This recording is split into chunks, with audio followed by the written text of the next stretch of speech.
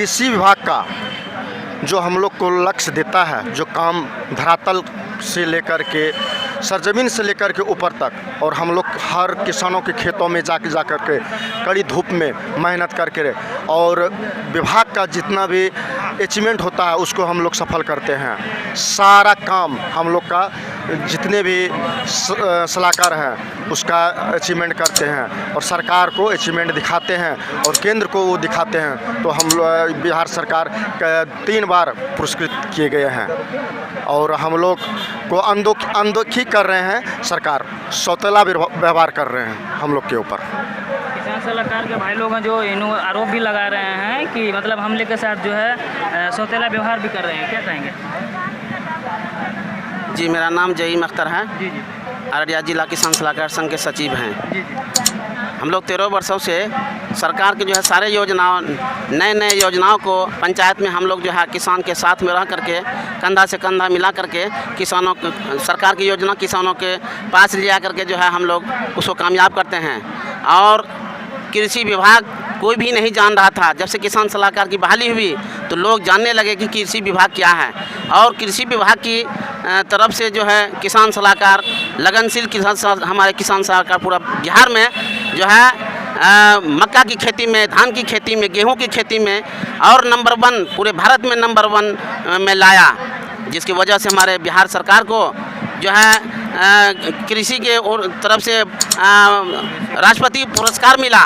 जब तक किसान सलाहकार को जनसेवक के पद पर नियुक्त नहीं किया जाता है या उसके समतुल्य मानदेय नहीं दिया जाता है, तब तक हमारी मांग मतलब अनिश्चितकालीन हड़ताल और धरना प्रदर्शन हो सकता है। उग्र प्रदर्शन भी हम लोग कर सकते हैं। हम लोग रोड पर आकर के अपना आत्मदाह भी कर सकते हैं, जान भी दे सकते हैं, क्योंकि हमारे बाल बच्चे का भविष्य का सवाल है। अब तो हम लोग बूढ़े हो चुके हैं। वक्त में समायोजन करना 13 वर्षों से हम लोग काम कर रहे हैं। सरकार का हम लोग के प्रति कोई बेरुखी है एकदम से, और सरकार की हर योजना इलेक्शन से लेकर के जनगणना सारे काम को पूरा करते हैं। किसानों को के बीच जाके उसके सभी योजनाओं को किसानों के बीच जाके बताते हैं और उसको सफलतापूर्वक उसका सारे काम करते हैं। मेरा नाम जय कुमार।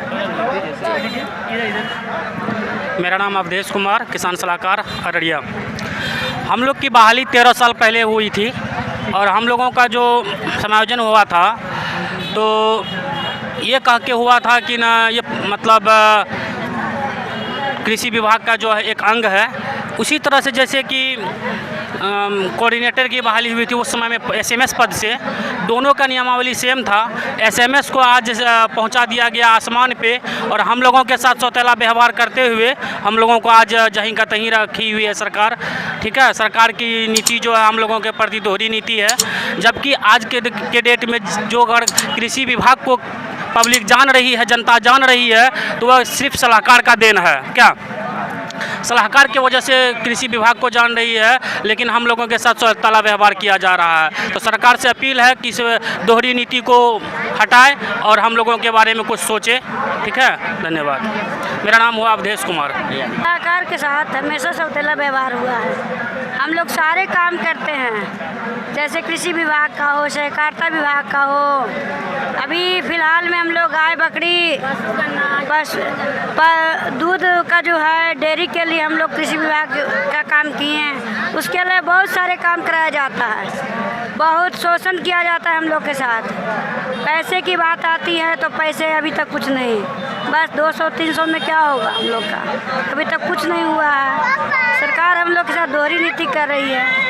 अभी समन्वय को कहाँ पहुँचा दिया गया, हम लोग का ज़मीन पर भी नहीं है, उस लायक भी नहीं छोड़ा है। इसीलिए हम लोग का समायोजन के जनसेवक के कमी को देखते हुए किया गया था, लेकिन अभी तक कुछ सरकार हम लोग के प्रति सोचा नहीं है। इसके लिए सोचना होगा, करना होगा।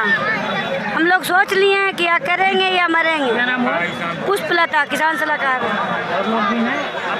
सरकार के जो है कामों में बहुत सारा ऐसा क्षेत्र है जिसमें आपने भाग लिया है, आपने अच्छे से काम किया है। जैसे जाति आज रोड पे बैठ करके जो है जिस हिसाब से आप धरना दे रहे हैं, क्या अच्छा लग रहा है? सरकार अच्छा तो नहीं लग रहा, सरकार का अच्छा ही नहीं सरकार लग रहा है। महिलाओं का हम बहुत सम्मान करते हैं, महिलाओं के कुछ कर रहे हैं, लेकिन आज रोड पे बैठ बहुत खराब, बहुत दुख की बात है।